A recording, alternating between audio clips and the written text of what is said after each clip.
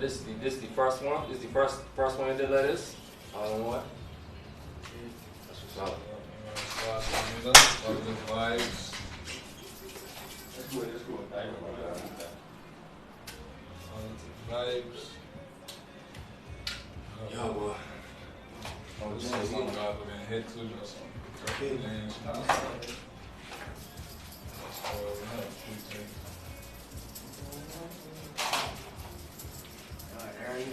Like certain players, to the smart boy, tell me you want to begin this, you know?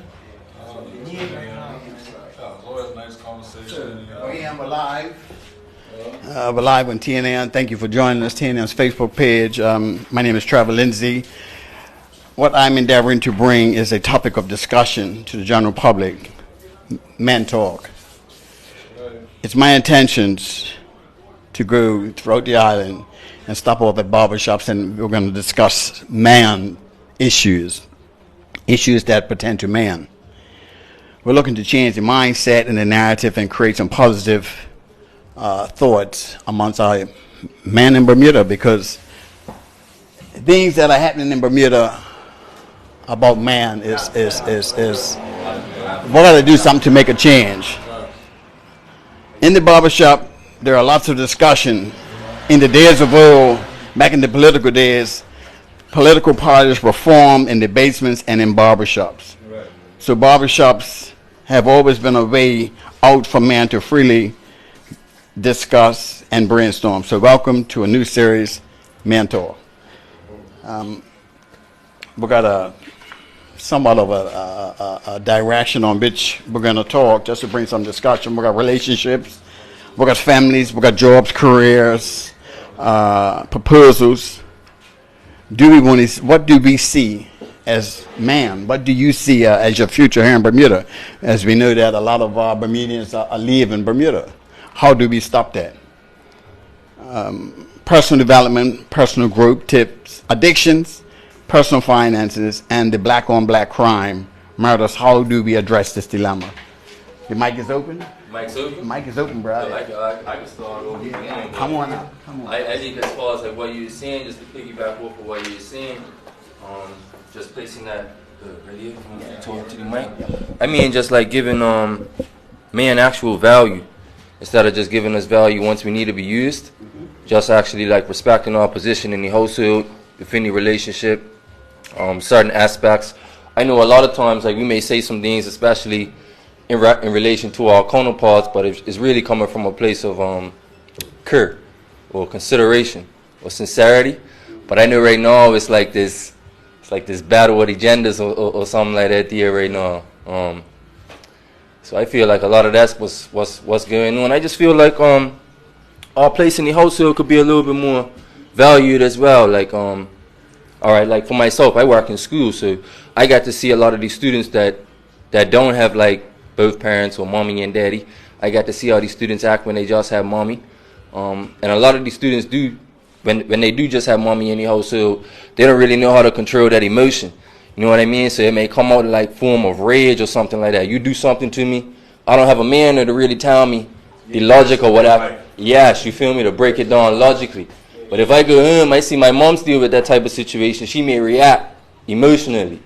But I see a lot of guys that come out with a man in the household, even myself, when I'm had like more exposures to men around me coming up, situations may arise, but I may think more than I may react. So I see a lot of students that when they come out with mommy, they may react more than they may think about the situation or respond to the situation.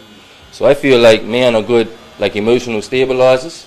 And I'll be honest, like sometimes I'll come in here a lot, and these guys are talking some powerful stuff, you know what I mean? So I see a lot of people just come by, they ain't even gotten a haircut.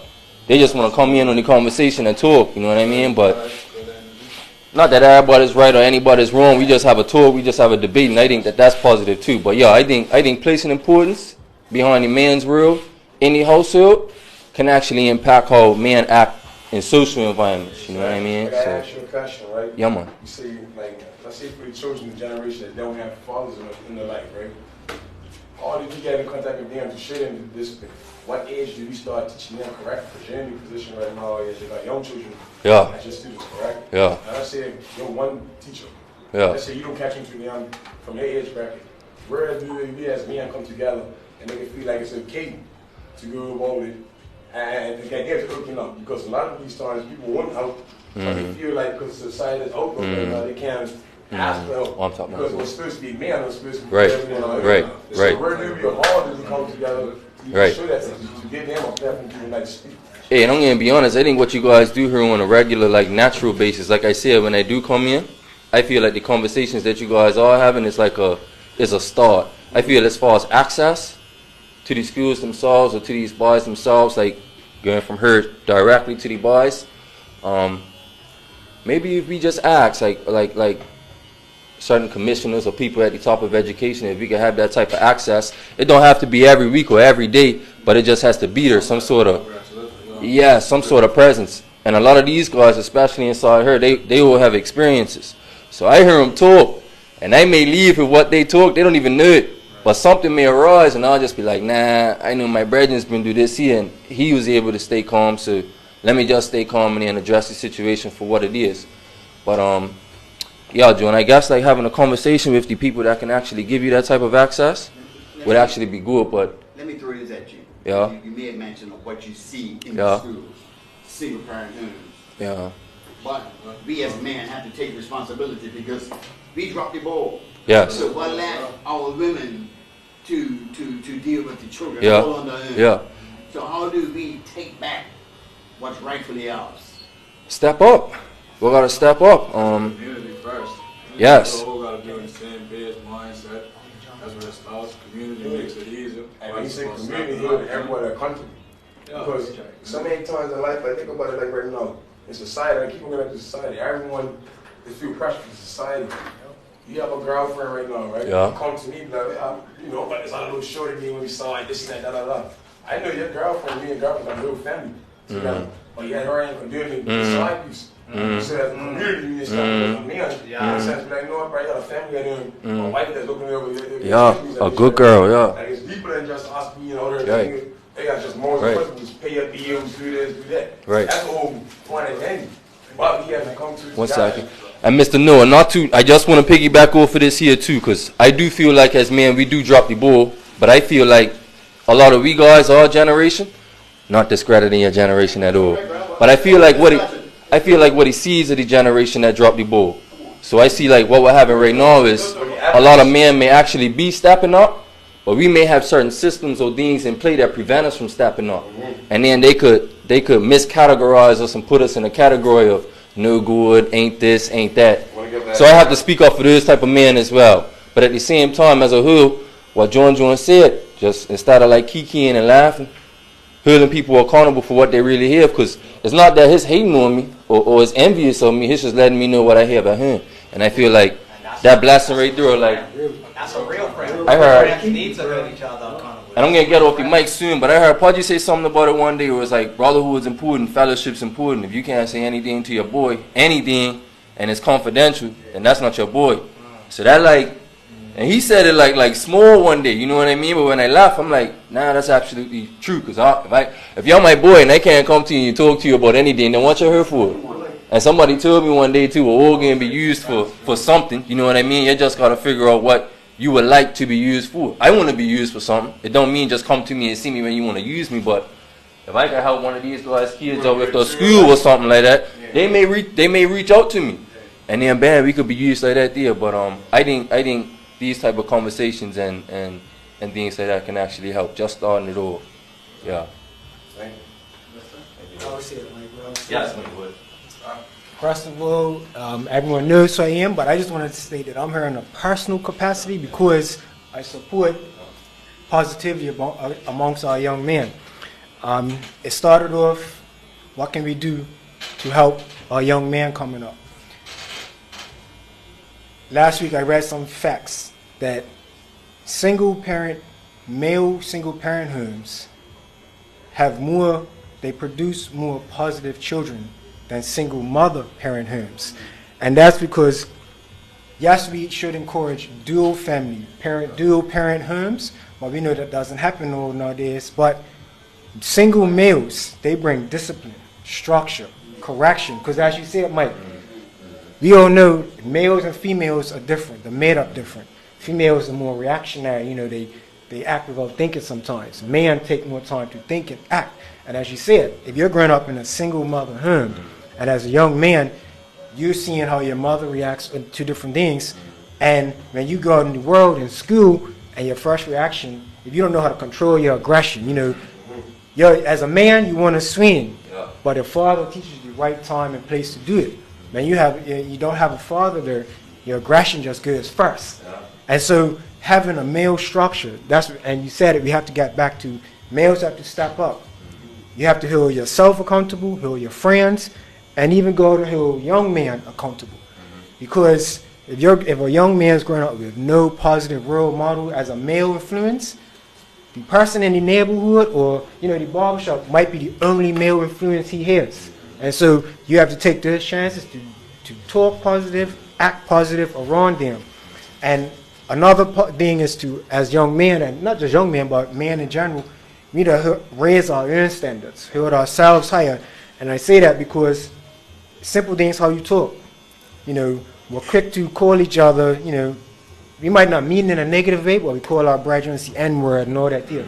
But we need to start changing our vocabulary, calling each other brothers, kings, because if you talk positive out, the person takes it in, and the minds, if you're calling everyone a king, that's going to have that impact in your head. I'm a king. I'm not, we say N-word, I don't want to say it per se in this environment, but it's not necessarily a bad thing, but it's that connotation of I'm just an N. Instead of I'm a king, I'm a brother. And if we treat each other as kings and brothers, I can't hate my brother. I can't want to kill my brother. We can work out our differences, sit down, talk them out. We don't have to fight it all. And so I support this initiative you're doing, Trevor. We need more of it. You said in the beginning, the barbershop is the black man's country club.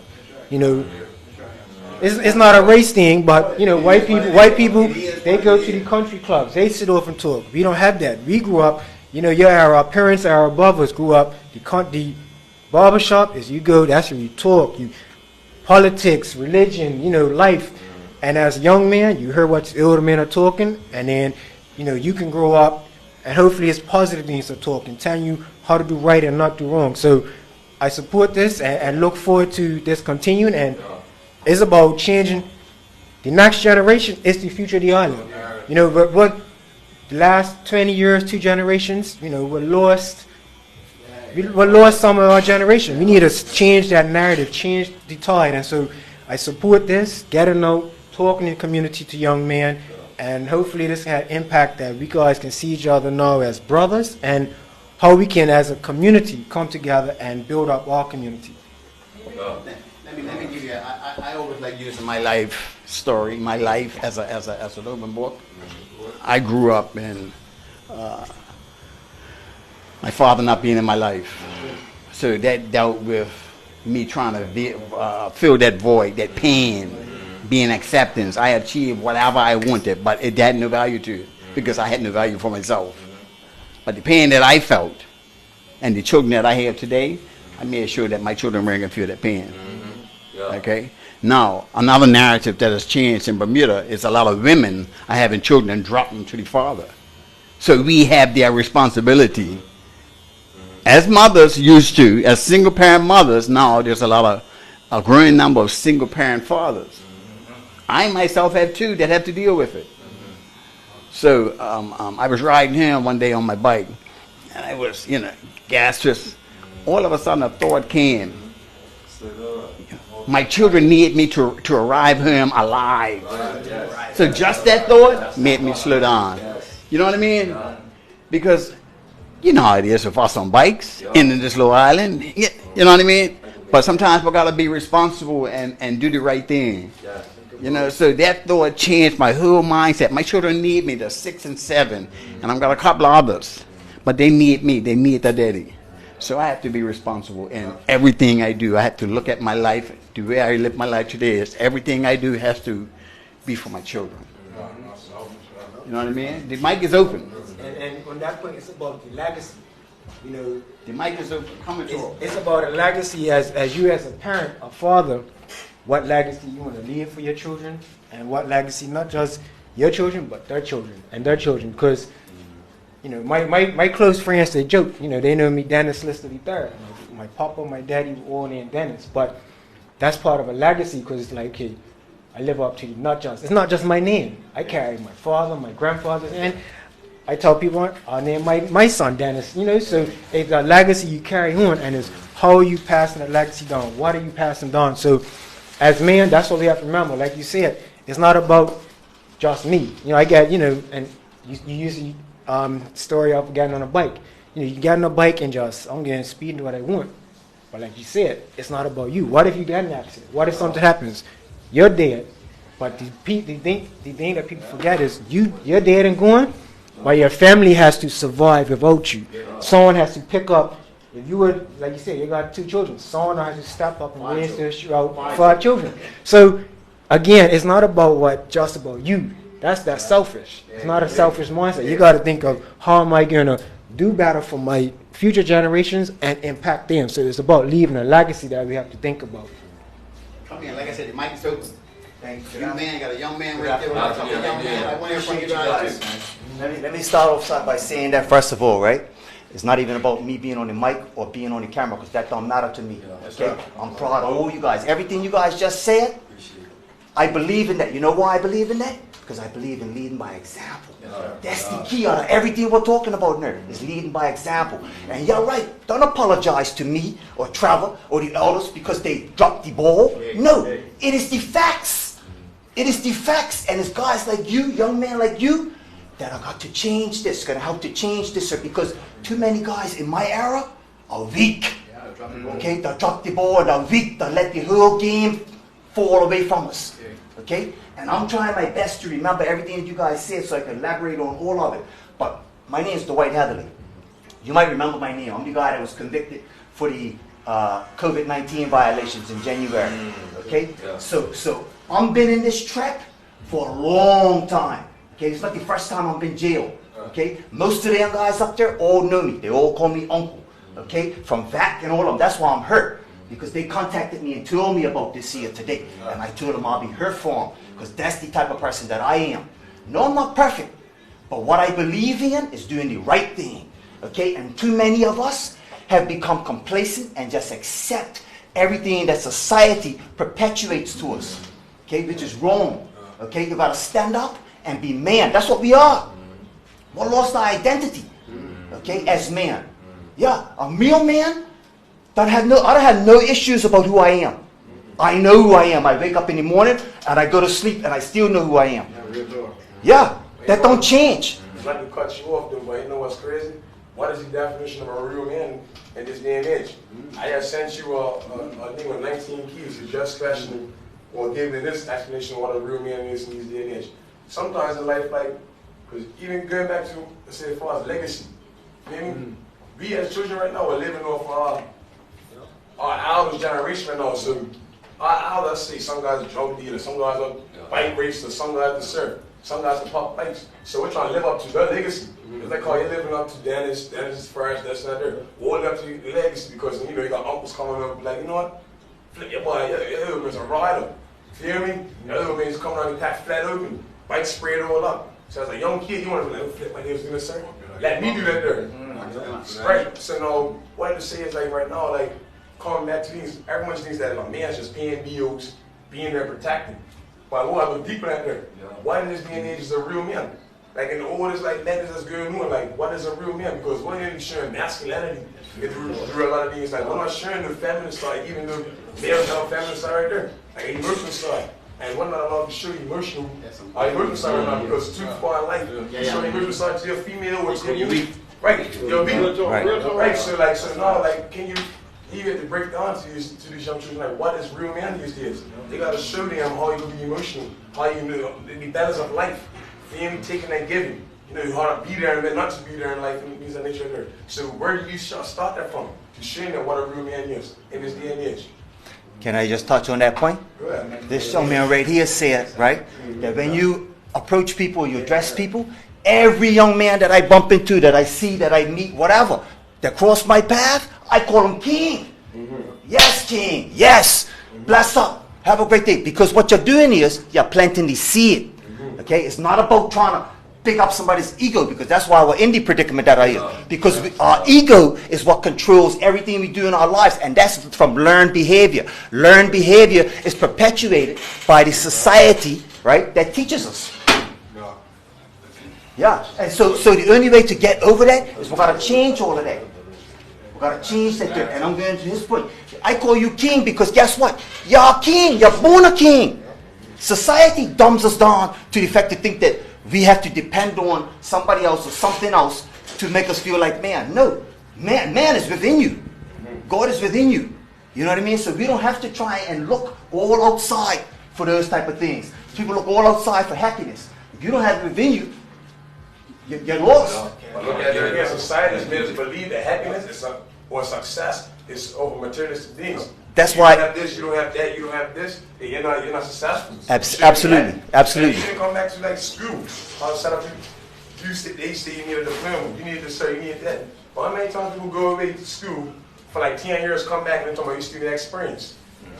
Like family, everybody's custom about design. Absolutely, absolutely. In a sense, like, you know. That's why I said that we are from a product of learned behavior, a product of our environment. Some people would disagree with that and they'll say, oh no, but it's about choices. Yes, but if your choices are based on the principle that everything you learned is from society. Society teaches you that. The banking system, the government system, everything teaches you all the stuff that we know today. So that's why we become a product of our environment. It's learned behavior. The way to change that, to change the way you think. Okay, change the way you think. Think about things from a different perspective. God said that to me just a few days ago. He says to me, you know what? You don't just accept everything somebody tells you in it, or everything. I said, no. I question everything. I challenge everything. And that's the only way, okay, that you're going to change your paradigm, because that's where we are today, the paradigm we're in today. The trap worked. They got us caught in the trap. It worked to a master plan. Okay? Look, another man I went to school with right there. Okay? My point is, we're all got to be held accountable. Okay? And being held accountable is you got to lead by example. Okay? I have a son probably a little older than you guys. And, hey, he's not perfect, but I'm proud of him, because guess what? Every time I call him on the phone, every time I see him, every time I speak to him, from before the day he was born, I call him man. I call him man. What's up, man? All of that. All of that. And that's why I go back to his point. But when I greet people, I call him king. When I greet another young man, I call him king. Okay? Because what I'm trying to do is plant the seed in his head. Okay? That he's not got to be a product of his environment. He could be a real man. He could be somebody that leads by example. But I don't want to take up too much of your time, Trevor. I appreciate you. Thank you very much, all you guys, for setting up this platform. You know what I mean? And I told Zach last night, he called me again last night, I told him, hey, no matter what this is about, I'm going there to show my support, because there's guys in prison that are there illegally. Okay? And this has been going on for hundreds of years. I've been in prison 4 times over the last 33 years illegally. Illegally arrested, illegally charged, illegally prosecuted, and illegally convicted. Okay? And you got guys up there 10 years, 12 years, 15, and on and on and on. And you know what the system says? The system tells them, I don't want to hear nothing more about no tape. I don't want to know about none of this nonsense. Because guess what they're trying to do? Brush it under the table. They don't want to have to accept the fact that they made a mistake, they done wrong, and to fix it. I don't want to say just brush it under the table. That's part of it. But not a part of it. I feel like they're trying to calm the public. Yeah, no, that's what it is. They don't get no convictions enough, and it's still scary to the public. Exactly. So what sense of having the police that you see that young man can be running around doing accidents? Exactly. They do illegal things to indict anybody, break another family's name right there. Exactly. 1 month later in their life. Exactly. All they want to do is calm up the public. Yes. What it is, satisfying the unselfish, going back to another point about being selfish, that taught us, right? Oh, think about yourself, worry about yourself. That is not realistic. It is the furthest from the truth. How could you do that? If you have a child, how could you just think about yourself? It's unrealistic. I don't want to take up too much more time, you guys, but I appreciate everything. Hey, and I'm grateful for you guys for standing up and doing this here, man. Because we need more this year. You know what I mean? Thank you very much, man. We got jobs, we got careers, we got purpose. Do you see a future? Is everybody in here working? That's a good question. You're working? Everybody's working. You got a job? Okay, which is very good.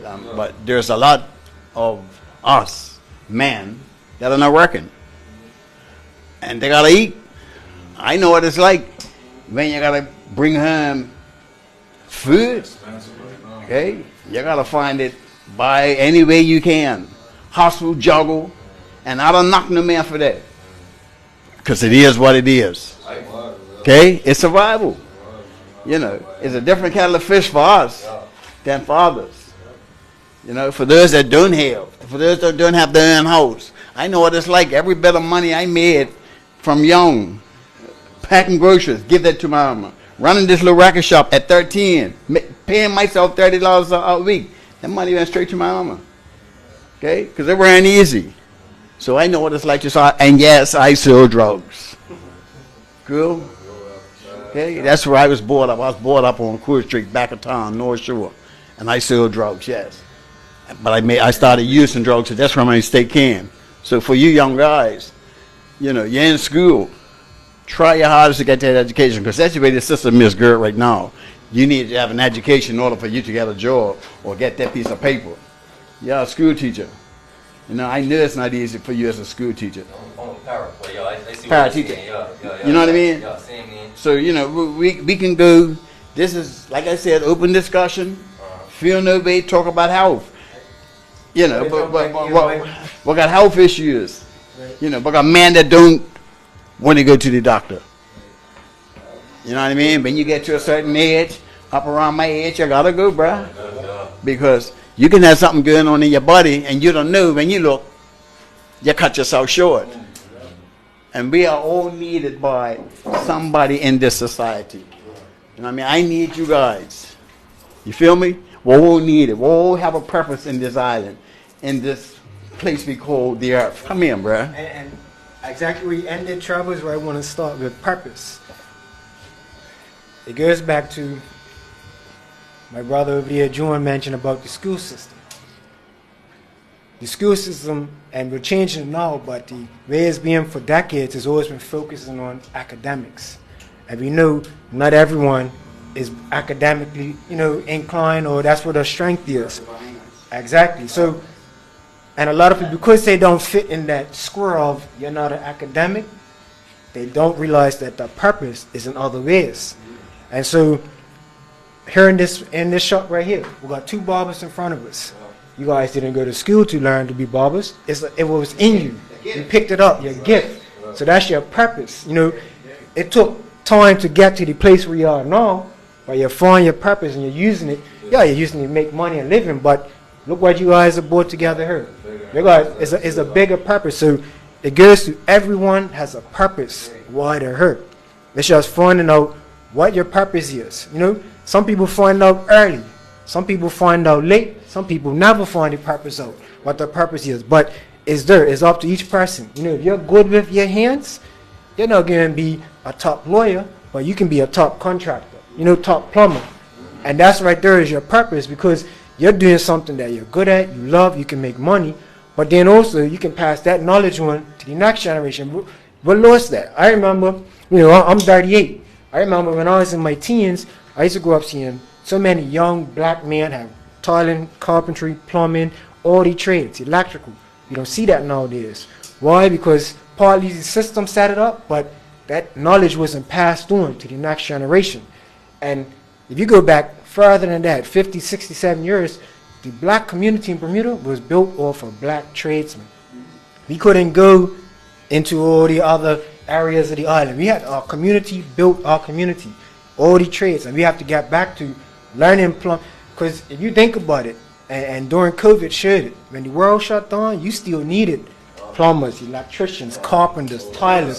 So what was the reason for government shutting all that down? it's a long story. It's a long story, and it's, you know, it goes back to decades. So that's a story for another time probably, but definitely we have to change the narrative. Trades are always going to be needed. Right, exactly. You can't build nothing without. Carpenters and electricians. Yep. It's a part. Exactly. See, listen, they suppressed all of that to make you desperate. Yep. We're gonna change the narrative now. Everything you just said, I'm experienced that there. Right. I'm 58 years old. When I first came out of high school in the construction industry, The Black Bermudian man is the ones who taught the Portuguese the trade. Who taught the Jamaicans the trade. Guess where we are today? At the bottom of the barrel. Okay? So it's not by accident or coincidence. It's by design. Okay? That we're down there. Exactly. And what got to change the narrative now? The only way that's going to change it, we have to change. We have to change that there. And reverse it. And even further that is, you asked about jobs. Not everyone, you know, some, like you said, some guys hustle, not everyone has a job. But as I said, in the old day, black community came together. It's called cooperatives. You know, you might not have a job, but if 5 of your friends got together and everyone put $200 in, that's $1,000. You guys can go out, even if it's a hustle. Okay, you want to go start a painting business. You know, you can look around Somerset, see there's enough houses or buildings that people probably want the house painted, but they don't have the money. But if you go, you know, we want to start a business, 5 friends, you know, and tricks of the trade. Tell the first 3 people, we'll paint your house for free, because that's just advertisement to get our business going. And come together, and it's about changing narrative. Collective, cooperative, we come together as a community and build ourselves. Not free, but, I understand, but I mean as in, you know, it's about word of mouth. Reduced price. You know, you can say I'll do it half price, and that person will talk. You know, your business builds word of mouth.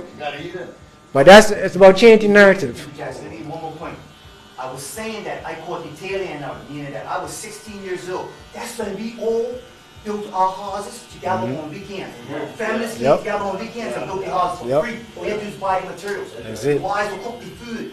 I saw all of that. I experienced all of that. It's on. Everybody's like, I'm going to get mine. I'm going to get mine. It's not about that. You'll never get yours if it's all about you. Exactly. We got to go change. And if you get it, guess what? It ain't going to last long.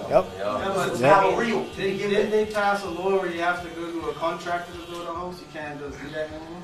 They did, but like that's what I was going to bring up. This right. So it's like, how do you mean if like the governor they fights against you? Like, it's about change. You could come together and have a business right now, but you got to legally done up right now, like us men right now. Even they find like we even like certain things come to our business. Right. Like to go get this set up, I'm gonna go through 1,000,001 paperwork that I genuinely don't understand. So now I'm gonna go to a lawyer or someone, or pay someone I advise to help me with it. That's one way out of my pockets. That's what they deteriorated me from wanting to even still go through with this job right there. So man, that's like I say, like you go to the farm right now, you got different places that help you, young new businesses come up in right there. Resources. Right, resources to help out in there. Why ain't Bermuda? If I would look at that, not bring it because you're helping in there, but like, that's what why are we? I'm not coming together. I get you. Come together, like young people, they do business. Infrastructure and standards. So you gotta make sure that the standards are always there. Right. Our buildings and our homes are the strongest. Are known to be hurricane strength. Around the world. We have the highest hood in the world. Right. We have the highest hood in the world, which is a good thing. But his point, what he's saying is, right, that's all a part of the trap as well, because I don't have a degree. I have a degree, but I'll tell you what, those people that have degrees, they can't do what I can do, because I have practical experience. Okay? I built a building downtown, Bermuda Public Storage. When the engineers came there, we had to correct myself and another individual I grew up with, passed away just recently, Troy Eastman. We engineered that building together, and they came there, it was mind-blowing. I don't have a degree. But what the problem is the reason why they want you to have a degree, because guess what? Then I won't be able to get the job. Because I ain't got a degree. You feel me? So the point is, right, is that it's all by, everything's all connected, everything in the world's connected. It's all by design. So guess what? Now I'm left out. So how do we change that?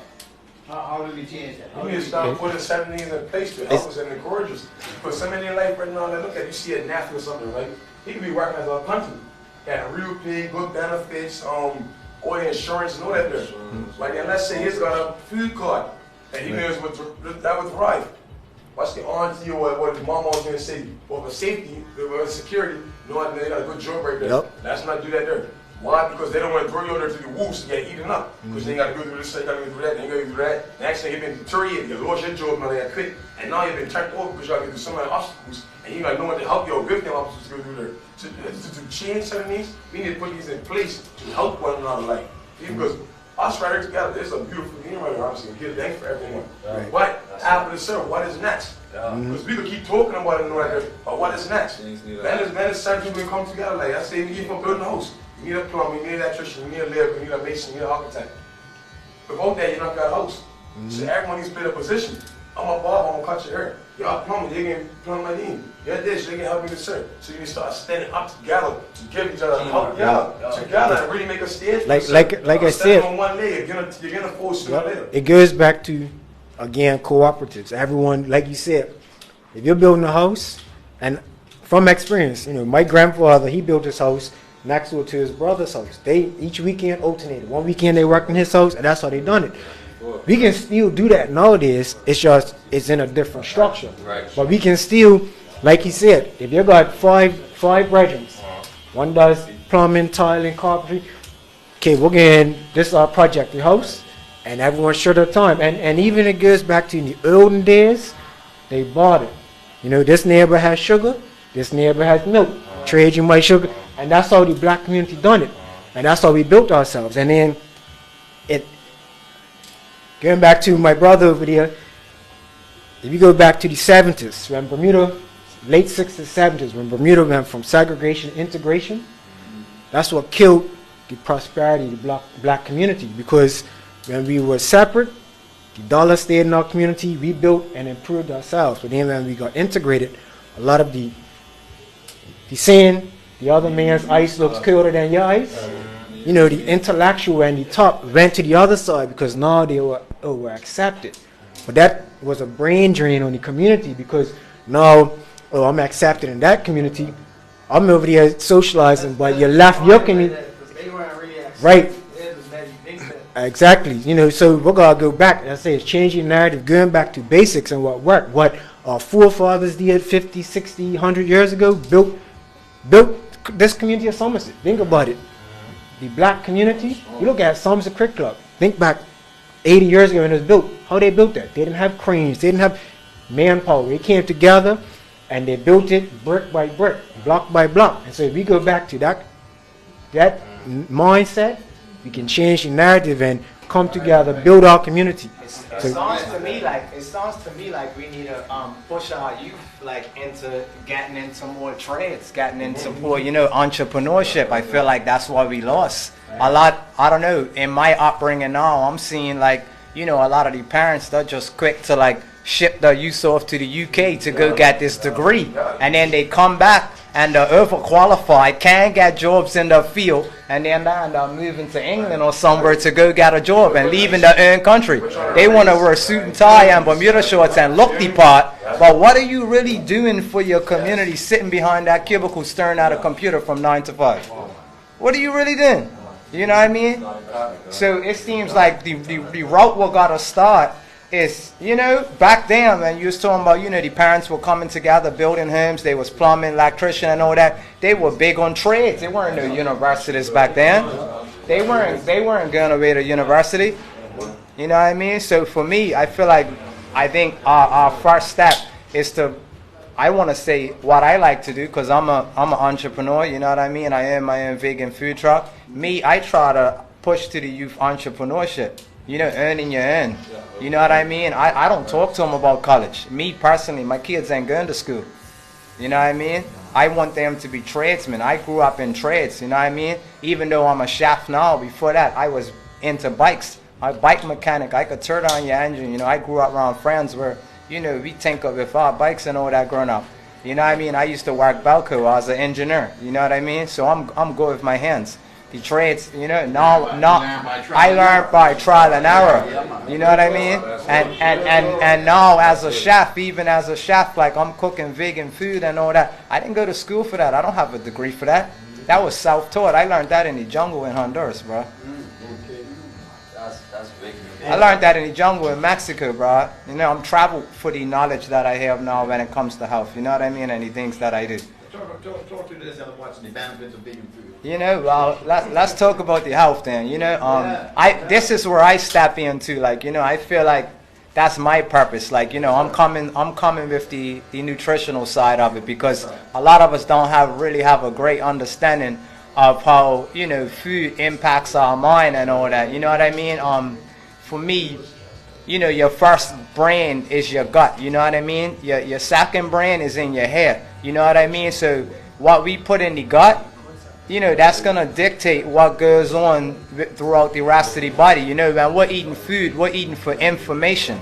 That food that we eat becomes information for your organs. It becomes information for your body, giving your body instructions, telling your body it needs to detox over here, or you know we need to rebuild cells over here. A lot of the things that are in the food today too will got like lots of additives. Like you go look at a box of cereal, you know, some Kellogg's or some, you know, cornflakes from back in the day, it probably had like 7 or 8 ingredients in it. You go look at the back of that box now, it's got like 30, 25 ingredients in it. And I got this, all these words, microglycerin, this, that. You don't even know what it is. You got to Google this. These are all additives, and I'm going to tell you these additives in the food is causing a lot of depression, anxiety, all the ADHD in our youths, all these youths that are having all these autism and all that. The autism, that's being caused by all the heavy metals and all these juices and all these Capri Suns and all that we're feeding our kids, all full of heavy metals, you know what I mean? That gets in the brain, the metals get in the brain, and that's where you got your autism from. You know, mucus starts to build up in the brain. So me, I like to impact the youth through nutrition, you know what I mean? I feel like that's the first step, because I've seen change in the youth when, you know, they start changing their diet and getting their gut right. Because remember, all the food that you eat, your gut breaks that down, and that gets absorbed in your intestines, and then that goes into your bloodstream. And that food turns into information. That gets in your bloodstream, that feeds your organs, your brain, your lungs, and everything else in your body. So the tone gets set here. The tone gets set here in the gut. Your gut health depends on that's going to determine your brain health and everything else. So me feeding the kids right and making sure they're getting proper nutrition, all these, you know, yellow dyes and red dyes all in the foods, I can promise you this is causing ADHD. This is causing the youth to be able to not even think clearly, to do positive and good things. It's easy to stay in the trap when they got you vibrating low. And they definitely use nutrition to keep us vibrating really low. Before you finish, can I just elaborate on that? I tell you guys I'm 58 years old. I've been a vegetarian for 34 years. I haven't had a cold, I haven't had a fever, I haven't been sick in 33 years. So everything you're saying is the truth. Facts. That is the foundation of dumbing us down. Yeah. Through the food source, through the water source, you know, through the earth, through everything that they do is a part of the process of dumbing us down, so that we don't identify the fact that not only are we kings, but we're born as kings. We'll never find knowledge of self. You know what I mean? They keep the brain in a low state. You know, they keep the brain in a low vibrational state, so we'll never find knowledge of self. And if we don't know who we are, how are we going to teach these youth what to be? How are we going to... You say you're a chef. Yeah. You got your own business. Yes, Alkaline Triangle. My business is on Front Street. I got a food truck on Front Street right now. I'm open up throughout the week. You know, 12 to 3. I'm open for lunch. I open up evenings on Wednesdays, Harbor nights, Taco Tuesdays, Friday 9 evenings, and I'm open Friday nights as well, 5 to 9. Lunch every day, 12 to 3. You know what I mean? But a lot of the youths come to my truck. You know what I mean? I got a lot of youths coming to my truck daily. Parents, you know, bring them by and they be like, yo, my child, I try to give them vegetables at home. They don't want to eat it, but they want to eat at your truck. You know what I mean? So that definitely is a good thing, you know. And I've already spoken to a lot of the youth that do come to my truck. And my thing I would like to do, you know, is get nutrition right in the schools. Like the cafeteria menus are got to switch up, bro. There's a lot of poisons in the cafeteria that's keeping our children really dumb, bro. They're keeping our youth, yeah. Can you just elaborate and just explain how mucus is the foundation of every sickness and disease known to man? Well, let's start here. When we eat, you're either eating for two things, bro. You're either eating for information. You know, what I see out here today, we're either eating for information or we're eating for inflammation. You know what I mean? Information or inflammation. I explained to you earlier, when you eat food, you're eating food because you want to eat the sun. You know what I mean? Light is information to us. That gets in the body. Now, can I just interject? Like you say, what you put in your body, you are what you eat. You are what you eat, literally. You literally are what you eat. So me, right? my company is called Alkaline Triangle, right? So you have two sides of the scale when it comes to food, when it comes to anything out there. You either have foods that are alkaline or foods that are acid, right? Alkaline foods are going to promote life. These are going to help your body regenerate cells. It's going to produce energy. It's going to keep your pH right in your body. That's going to keep you at an optimum state so your health is great. If you're eating on the acid side, now you're eating for inflammation. Because the acid foods, once your body breaks that down, it creates inflammation in the body, and the body's response to inflammation is what my man just brought up just now, mucus. And when you have excess mucus in the body, that's where disease starts. So when the doctors are doing tests on you and they're testing for you to see what you got under, look, I'm sick, doctor, I don't know what's going on. When they're doing most of the scans and testing and all that, they're looking for in the body where mucus is accumulating.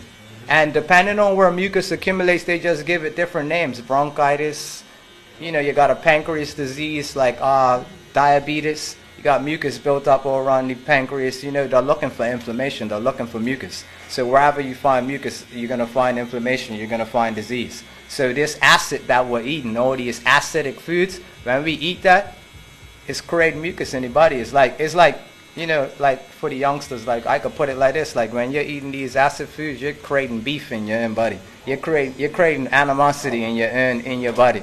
You know what I mean? It's beef in your hood. You know what I mean? And you have something called white blood cells in you, right? And white and red blood cells. While your white blood cells, those are like the purple. When it's beef in the hood, guys shoot up the hood. Inflammation. That's what causes when it's beef in the hood. The white blood cells are like calling the purple. The purple come, they just want to bring order. So that's what comes through to save you after you create the inflammation. The white blood cells come through and they want to get rid of all the acid. They want to get rid of all the chaos that's going on inside of your body. You know what I mean? So like I said, we're either eating for information or inflammation.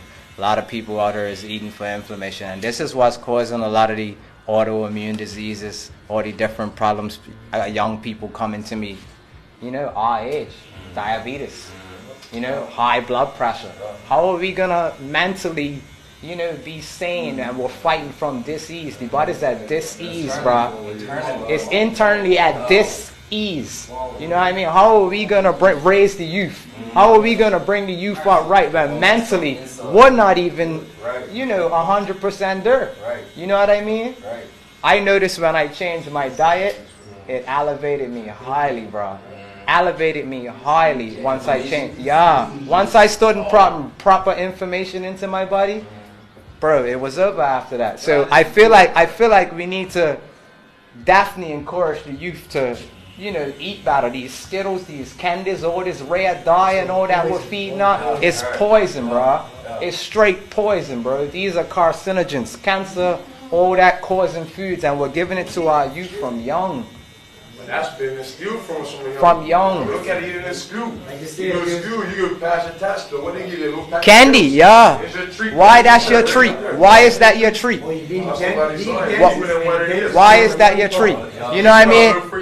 You know what I mean? It's amazing you say that because I got a grab box in this particular school, pretty close. And every afternoon, and I had to tell the teacher, listen, stop giving my children candy. I didn't even think about what you just said. I'm thinking about the tea from my own experience. Okay? Stop giving. She said, why? I said, listen, I'm telling you, stop giving my children candy. This is every day. I don't want that for my children. So what you just said opened up my mind's eye to a little bigger picture. I appreciate the knowledge that you have, bro. Yeah, you know what I mean? And then I don't know about a lot of you guys, but growing up, they gave you guys fluoride tablets in school? Bro. Have you guys researched what fluoride does? Bro. Hitler used to use fluoride in his concentration camps to dumb down his prisoners.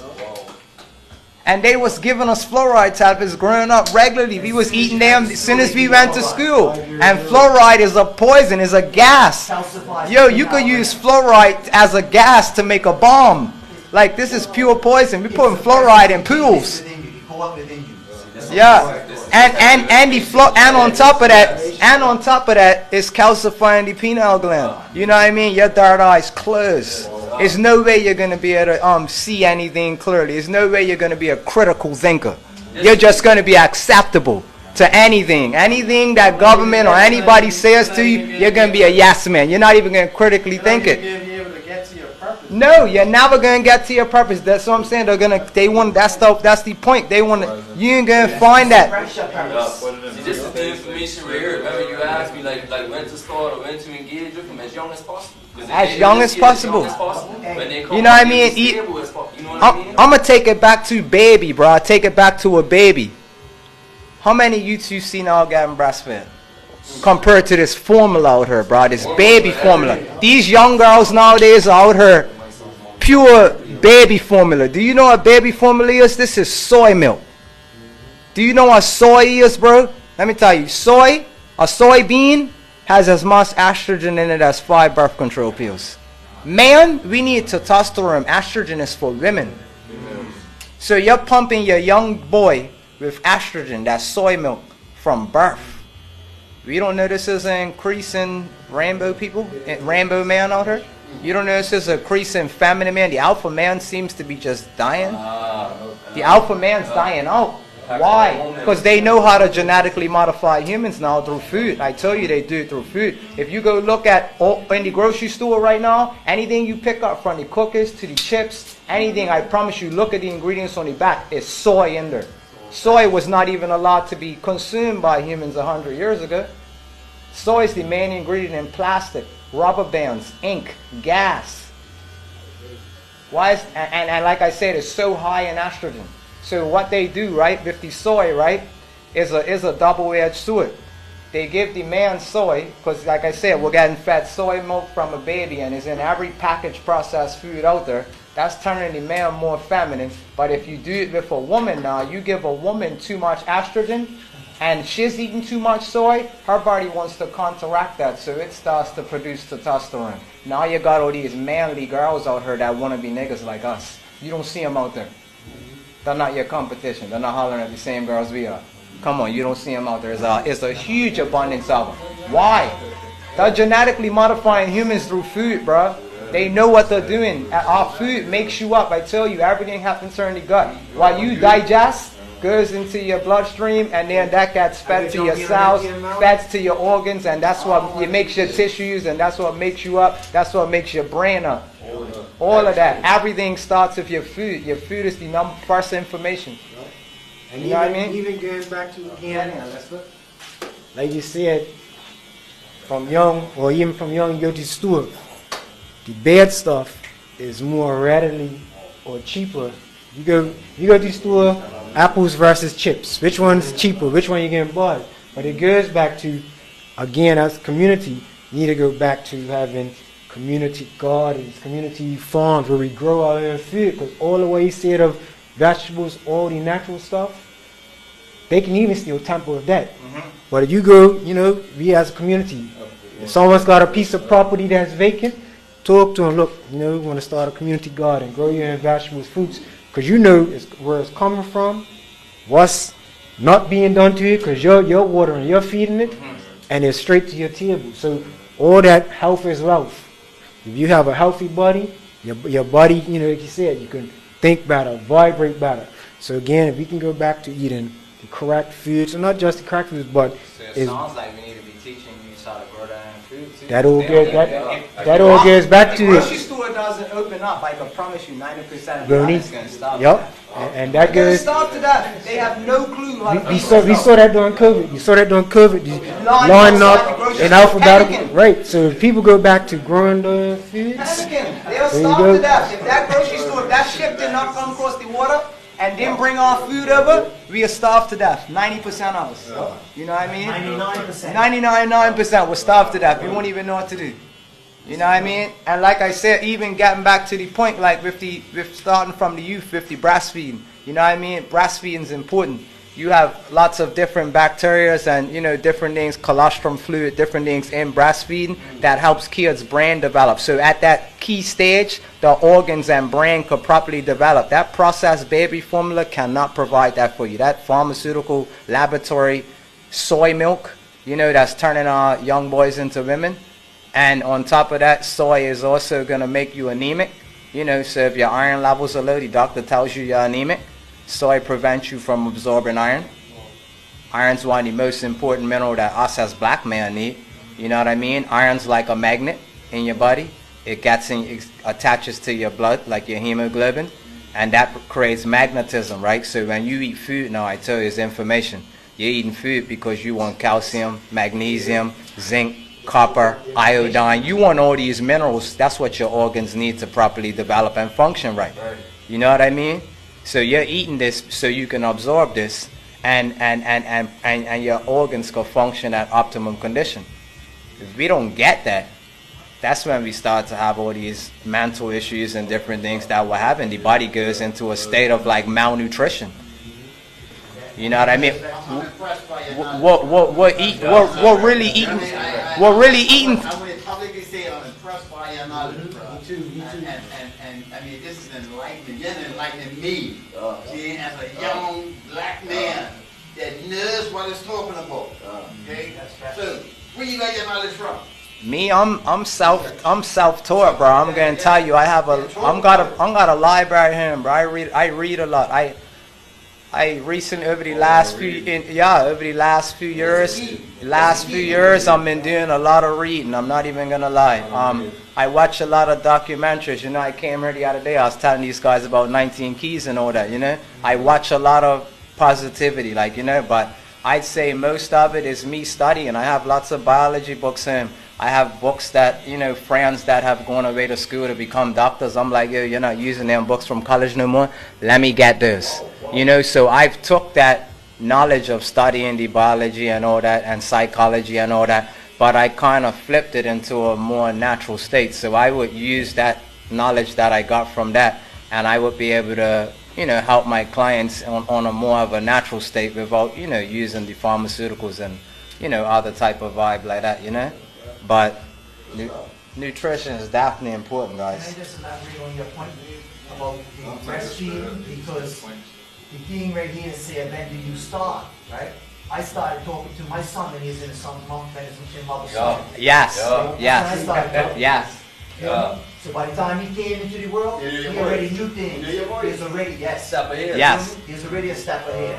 Okay? And I'm going back to your point about how long to breastfeed for. Today, women don't even want to breastfeed a child for 6 months. 6 months. Okay? That's why the child's deprived. Okay?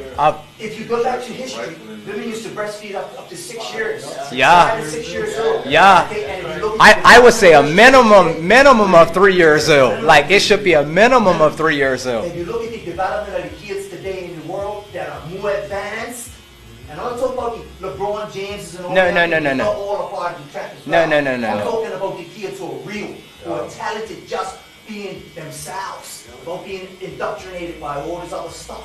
Right. Okay? Those children will breastfeed at least 2, 3, 4, 5 years.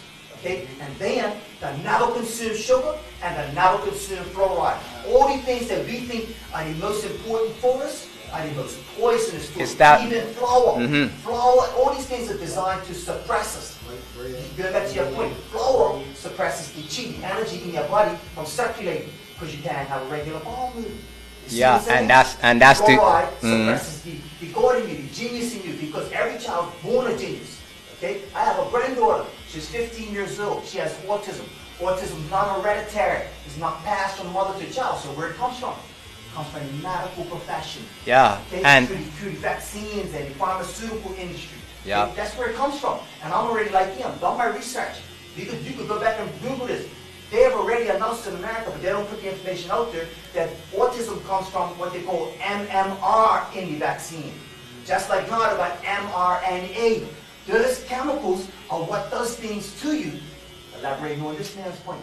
And they could put them. Let me tell you how good they are. The chemicals in the vaccine, they'll put that stuff in the vaccine, knowing that as the child develops, you're gonna feed them certain foods that are gonna have these heavy metals in them, and when them heavy metals combine with what they gave to that vaccine, that's when your kid pops up and you're taking him down the hospital and they're telling him he's got this disease and that disease. I'm like, this is a little boy. Why is he developing this? This I got little 5-year-olds with diabetes and all that. How you got a little 5-year-old with pancreas problems? That's a pancreas problem. Why? Body's not even developed. Not even developed yet. How you got a child in hospital with cancer? 2 years old, 4 years old, 8 years old. Just came out the womb 24 months ago. It's crazy. It's nonsense. And let me say this to you guys before this all ends, right? I'm so proud of you guys, man. Hear me? You guys have done for me. You guys have touched me like Jabba can't get over it. But I'm lived this earth. Okay? I'm been a victim of the system, and at the same time, I'm done like you. I'm educated myself. Yeah, I had to. to. They just accept everything they do. Yeah, I question everything. I'm been like that. Thank you guys for this day, man. You know what I mean? Because this is where it starts. And it might seem like just talk, but guess what? Everything is vibrations. You said it yourself. So words are vibration. What you think, what you say, and what you do becomes your life. So us talking about it, guess what? We're sending that out into the atmosphere, and if other people can pick it up. So really is what you're talking about with the fluoride. You see how I'm saying with the fluoride and how that suppresses you mentally and kills the pineal gland. What that's killing is the imagination. Yes, genius. It's really killing the genius in the child. Because your imagination is key.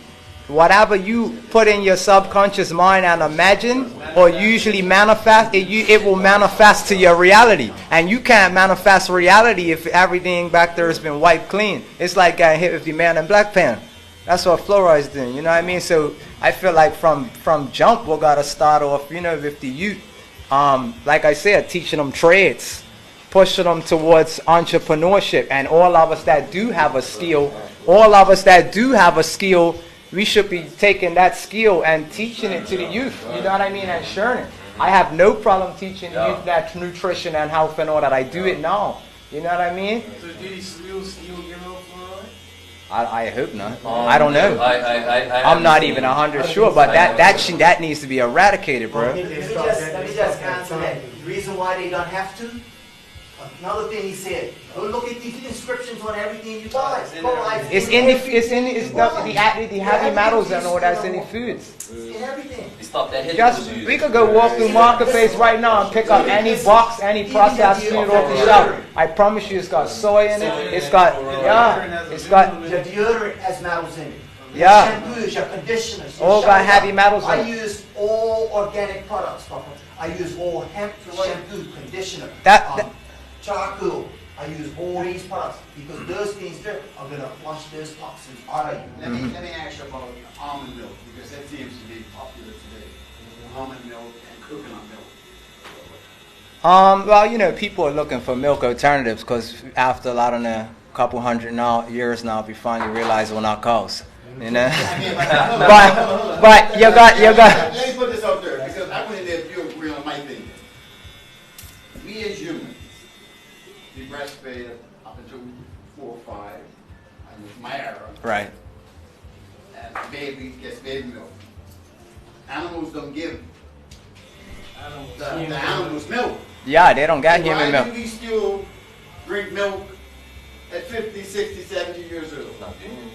Is it? That's an excellent question. I feel like it's been ingrained. It's a programming. We don't know proper nutrition, so a lot of people out here is just doing what they've been told. My granny did this. My mama ate like this. So, though it's just generational programming. So we got to unlearn and relearn everything, Everything they taught us was backwards. Yeah, it's what we're taught. A lot of us got brought into things because you see mama at home and granny at home, and if they're not in your mind, they're not gonna do nothing to poison you or hurt you or not. But mama and granny at home's not really educated. You know what I mean? They didn't take time out to really study, so they only doing what they think is right. You know what I mean? What they've been taught. Yeah, it's learned behavior. So it's really about unlearning and relearning. That's what it was for me. You know what I mean? All these studying that I did was it brought me to unlearning, bro, and relearning everything. Like I came to a point where I realized everything I was taught was a lie. Can I just say this, Trevor? That was a beautiful question, an excellent question, and I'm going to elaborate on it. Look at the animal kingdom. The most strongest and most powerful animals in the animal kingdom don't eat meat, don't drink milk, don't do none of these things. Oh my God, just yesterday. Come on. Red man, the gorilla, the rhinoceros. Rats on the one of the strongest things. These are all vegetarians. Even Right. cows. So let me, Yeah. Cow, might eat horse, but guess what? They don't eat meat. right. So let me get that myth there. Let me get that myth out of the way. So when we eating meat, right? We grew up, right, and we was taught that we're eating meat because we need to get protein. Wow, that's what we eat meat for protein. Well, I'm going to tell you, outside of your body, protein's a myth. It's like the Tooth Fairy, it's like Bigfoot, it's like any of them Santa Claus or any of them fictional characters. Actually getting that outside of your body is a myth. What you are looking for from foods is amino acids. Your body turns amino acids into proteins inside of you. So when you're eating the animal, you're eating them cow. Our main 3 animals probably we eat is probably the cow, the chicken, pig, fish. The fish eats off the coral reef. He's eating sea moss and all that. He's getting his 92 minerals. You know what I mean? The cow eats off the grass. The chicken eats off the grass. All these animals, they eat off the grass. So you know that the cow and the chicken doesn't produce amino acids? Like their body doesn't produce these amino acids. They have to eat them. You know the only thing that produces amino acids is plants. Our bodies produce it as well. But you have like 9 essential amino acids and they come from plants, my guy. So yeah, the cow, the chicken, and the pig is eating the grass and eating the plants, and they're getting the amino acids from the plant. And then we're eating through the animal and getting third-party amino acids. But we're getting all the other hormones and all the other stress and all the sickness that the animal developed. We're eating that with it. And this is why we're in the state of disease like we're in now, the dis-ease. You know, your body's not at ease anymore. It's at dis-ease. You know what I mean? I love that. So, and then another thing we gotta look at too, right? I know we'll say, yeah, back in the day, my granny lived to 90. My granny lived to 94, you know, and all that. And they ate meat and all that back in the day. But that damn cows and chickens and pigs weren't getting hit with all them steroids and injections and all the poison that's happening now. And that's what's screwing us over. You know what I mean? You know what I mean? Yeah, them chickens were allowed to grow and farm raised. Now you got a baby chicken, they're hitting it with roids. It's a full-grown chicken in 2 months or 2, like 4 weeks. You got a full-grown chicken, and you got he's got muscles coming on his back and shit like there's mangoes for the last 3 years. That's a chicken. Chicken's been in the gym. Funny you brought that up. I always tell people, look at the gorilla. The gorilla's all muscle. Rats. All he All he eats eats is plants. is berries, nuts, and plants. You know what I mean? So basically, yeah, if you're looking to put on muscle or anything like that, you just want to accumulate amino acids. Even if you look, guys are working out. I'm pretty sure everybody's had the protein powders, the protein shakes. You go look at all that protein shake and go look on the back of it. It has a list of amino acids. It don't say nothing about no protein. It has a whole list of amino acids for us to turn into protein. Knowledge right now. I didn't know what this is. You know what I mean? So you know what I mean? Like, so I even go into the digestive system just a tad. Like, you have, you eat food, right? We eat the food. Your stomach acids break the food down, right? And after it breaks the food down, it turns into like a smoothie-like substance, right? They call that chyme. So as that breaks down, it goes through your intestines, right? Your intestines is where that nutrient absorption happens. So a lot of the foods that we're eating, a lot of the things that we're consuming out here are, I want to say, making the intestines sick. It's making the intestines not function at its 100% capacity. So when we're eating food and the stomach breaks that down, even if we are trying to eat pretty solid foods, the state of a lot of, I want to say a lot of people's, because I'm dealing with people on that level, the condition of the intestines is really bad. So because of the acid, you know what I mean? The body wants to be in an alkaline state. You know what I mean? Your body pH, your body has to be in an alkaline environment. Like 7.4 is like your pH levels. You know what I mean? Blessings, my boy. Yeah, so in the intestines is where that nutrient absorption happens, and then that's where it gets pushed into the bloodstream, and then it circulates throughout the body. So your bloodstream is really kind of like a subway that's feeding all your organs minerals and nutrients. You know what I mean? But if the intestines become inflamed, a lot of people have inflammation in the intestines. Alcohol causes inflammation. A lot of different things causes inflammation. So even when we are eating, whether on a vegan diet or a normal diet, we're not even got the capability of absorbing the nutrients because the intestines are inflamed and not in good condition. And a lot of the additives that they're putting in the foods, like we're talking about going to the grocery store and looking at the back of the box, these additives that they're putting in there is designed to destroy your gut, to throw off your digestive flora. So if this, like I said, if this ain't right, we know that the mind's not right. We can easily control them. You're gonna have to teach a course. I want to do a couple lectures, to be honest. I did a couple before COVID, but I ain't did none in a few years now. You know what I mean? Yeah, I did go to one school. My ace girl took me to a school a couple months back. I talked to the youths, but I want to do more of that. You know what I mean? I do want to do more of that. It needs to be, you know, this type of stuff needs to be spread. It's all connected. Yeah. You know, and if we could start off with basic stuff like that from the foundation, that's building the foundation, then after that I feel like anything else can happen. Then we could start, you know, going into the trades. You know, everybody who has a different skill, you know what I mean, whether it be accounting or financial side, the financial sides and all that. How many of us learned about taxes and financial stuff growing up? Absolutely nothing.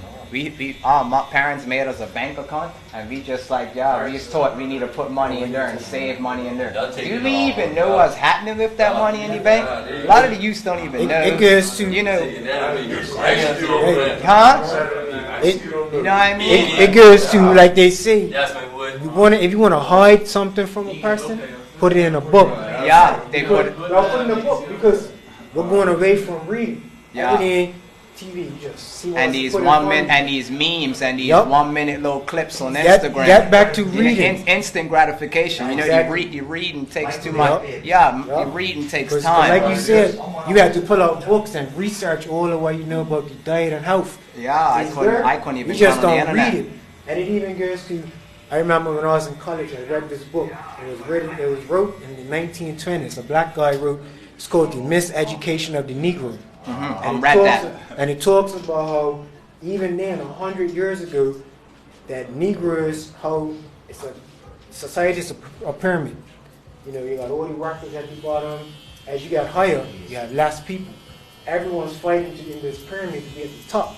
But the top can only hold so much. So it goes back to entrepreneurs and things like that. If everyone's fighting at the top of the pyramid, then you're going to have 5%, the next level 10, 50. Everyone wants to be the top, but if you all become entrepreneurs and start your own businesses, then you're the boss of your own business. Yeah. And so this is knowledge that 100 years ago, the author Carter G. Woodson, a black guy, wrote all this. The information that we need today is already out there, is in books, is written. It's just been hidden from us. You know, when's the last time someone in here outside of you, Jamal, read a book? Not a magazine or an article, but like a real book. You read books, information is in there. And one book leads to the next book. Next thing you know, you got a whole library here because information is out there. We just have to read it. Knowledge is power. Power is key. That's what we have to get back to. Yeah, that's what we gotta arm up with. We're definitely gotta arm up, you know, because if we're gonna be talking about, we're gonna be playing. I don't even like to use the word role models because role models play a role. You know, we gotta be real models. You know what I mean? I ain't here to play a role. I want to be a real model. You know what I mean? So if we're gonna do that there. Yeah, I knew somebody mentioned it earlier, like what's the definition of a real man? I feel like if people were to come in here right now, they'll actually see it. I don't really think it's something you can actually write down. And just to piggyback off of what he said, you know, these are the type of examples that I actually, and others actually relate to a lot more. I never really related to the guys in these suits coming around in the school telling us this about the doctor stuff, the lawyer stuff. That never really resonated with me. But if I see these guys come around with their chains in these schools and they're talking about the same type of successes, same type of education or a different form of education but a higher knowledge, how to address will get me. Or when I hear them talking like what these lawyers and these doctors are talking, that's what's going to keep me there. You know what I mean? But I feel like that's what real men in 2023 look like now. It's slightly adjusted. So we just got to give them what they're actually seeking for. You know what I mean? And another thing, these guys, they come with a certain type of knowledge. I know this. I don't know if this is what you expected when you signed up for this here from the barbershop, right? But this is how these guys talk on a regular. But I love it. I love it. you see, it's a lot of knowledge that came from my boy right here, like a doctorate. But he ain't got a doctorate, and he'll tell you that. So that's what the youth need to hear. You know what I mean? Like he didn't go to school, but you hear all his talking, and you see what it's doing. So you know, he's just not pimping you; it's giving you game. You know what I mean? So it's right there. And here's another thing too. When you have that type of knowledge and you're talking like how these guys are talking, certain systems in play may not like that, and they may want to attack him and minimize his position. So I feel like it's people like us that's gotta stand firm and be like, nah, look, this coming from this. I'll give you one more thing. I never saw a jail cell. I never saw a jail cell until after the education, until after the degree. I saw a jail cell. I'm sitting in the cell asking myself a lot of questions, but this is another thing I could tell you. And this is weird. It was quiet in there. So I liked it more in there than I did outside because I had seen certain things. So when I'm saying certain things, people's looking at me as crazy. But in there, I can gather my thoughts together and it's quiet. The only thing that you can hear is the officers walk up and down. So that stood out to me as well. But you're going to have to start protecting and speaking off of people like that talk. So you allow that time out to think, process, and see yourself going forward. Yeah, I kind of knew what it was anyways, but to actually experience it is another thing, yeah. Everything happens for a reason. Yeah. It happens to our purpose. Yeah. I mean, you got purpose. I'm gonna take the you have a lot of knowledge. Yeah. Right? That needs to be put out there. I'm just going to touch on I'm telling you, bro. How old are you? Me? How old are you? 38. 38 years old. You have a lot of knowledge, bro. I love what you said and how you obtain the knowledge, because a lot of times we are so controlled by what we've been taught. School, this, that. But reading this knowledge. Yeah. You haven't got books from this, that have done this school, and that's what blew me just now. That's what I got. So you open my eyes to a whole different mindset on how to get some information. My Amazon card's pretty crazy too. It's so ironic. Once you know the parent can do. Yeah. It's so ironic, right? That all these subjects are coming up and I tell you everything is connected. It's all connected. Because what happens is, right, even accountants are not taught how to manage the money. Even actuaries are not taught how to manage the money. Even finance managers are not taught how to manage the money. So everything boils down to, right, what you take and what you get and make out of that situation or those circumstances. Meaning, like you had to go to school to gain what the knowledge that you gain. Okay? Those people that go to school and get their certificates don't necessarily have the practical experience in life. They just have a certificate that says that they're certified to follow certain protocols and procedures and rules, like robots and slaves. It's a condition in a program. Of all the information that they've learned, and then deciphering it and utilizing it for what it's really even after getting that degree, they still should take it a step further and go look for other personal research and go for knowledge, go look for things that may conflict what they're taught. You know what I mean? The only way you're going to dive deeper is if you find something that's opposite of what they trained you in college. If you find that opposite polarity, you now have something to kind of bounce off of, so now you can go dive deeper and look for more. You know what I mean? But if you're just sitting there and you took the indoctrination, you know, because that's what I call it, indoctrination, the college, you know, that's, so if you just sit there and took that and accepted that, I feel like, you know, that's like some sheep type stuff, you know, you're just, you know, They're not using your truth. You're not. Yeah, you know what I mean. You're just taking what somebody else wrote up in that taught you in that course, and you're believing it and just running with it. You know what I mean? That's captivation of consciousness. You know what's crazy though, because we'll take that right there as truth and then like run with that from like an hour or 17 positions. But then we get around our friends, and our friends, we try to tell us something, y'all lie.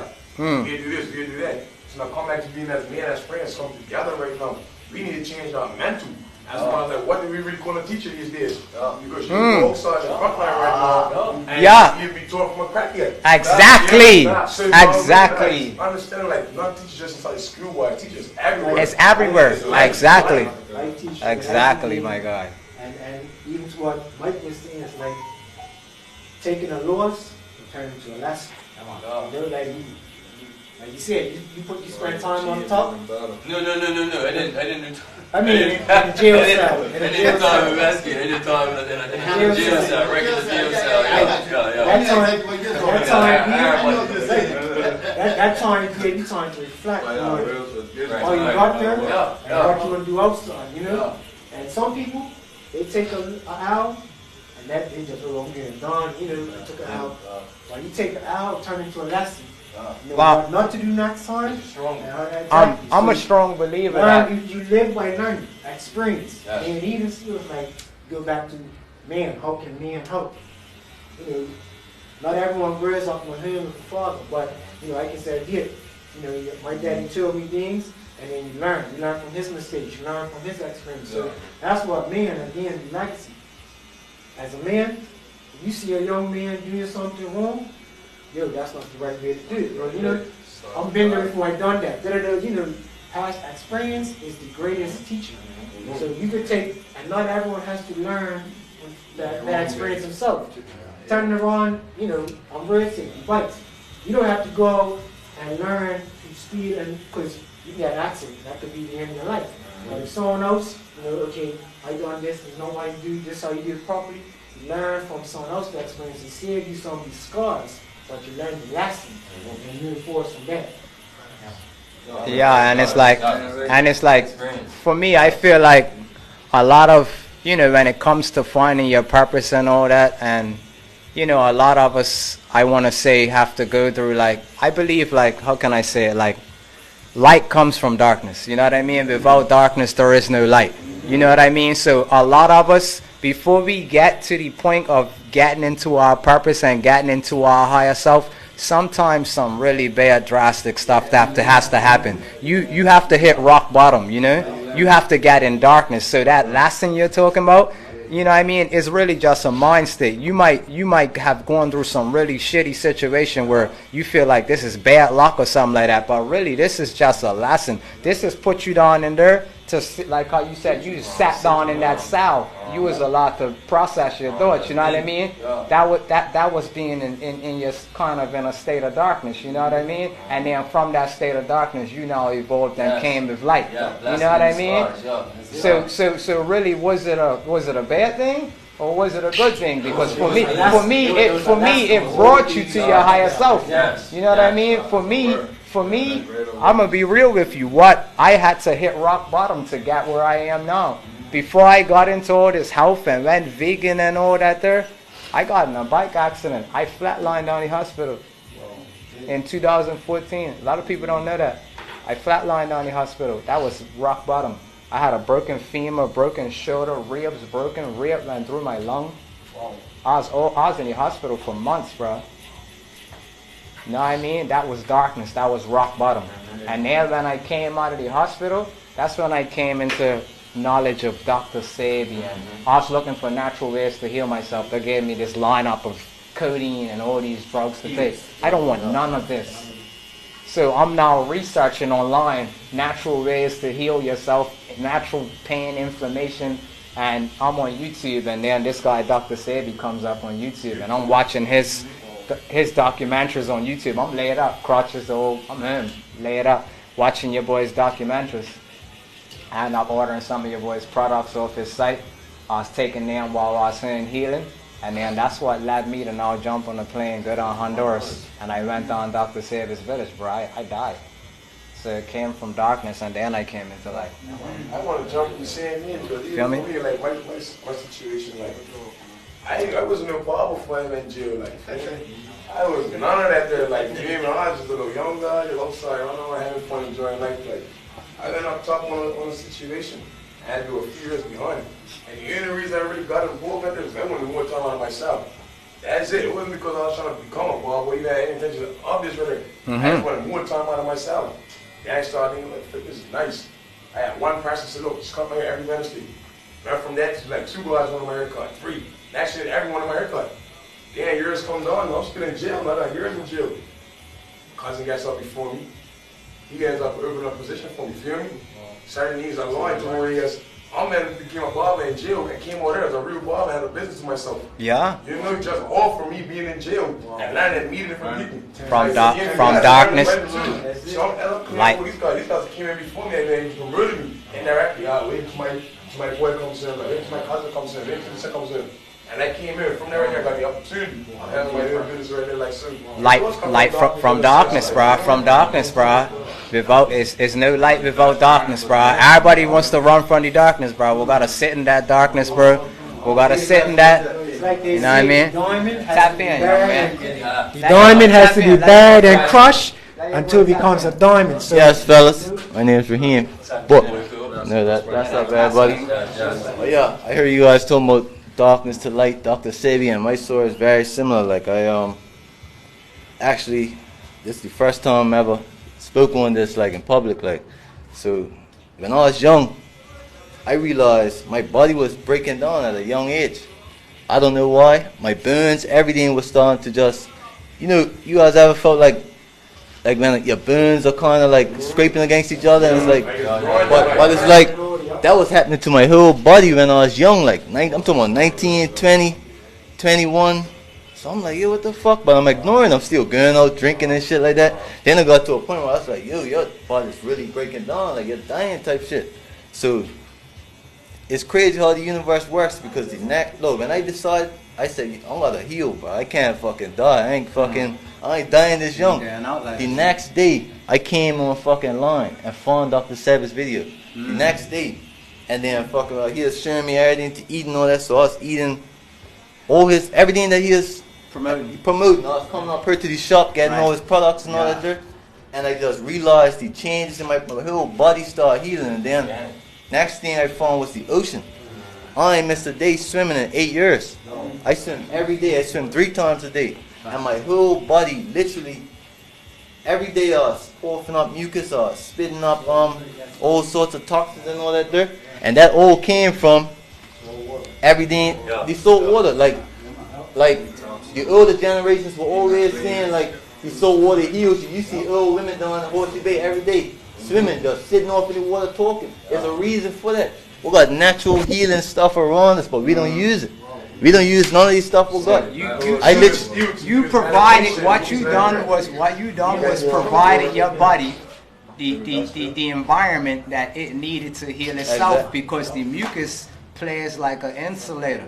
To access mucus in your body doesn't allow oxygen to flow, and that's what your organs needed to heal. They needed oxygen. When I said I had so much stored toxins in my body, you guys wouldn't even believe it, bro. For like 8 years straight, I was coughing up shit. The water was just. Salt water salt water draws everything out of you. So sometimes I'll go down the beach, and as soon as I jump in the water, I just start pouring.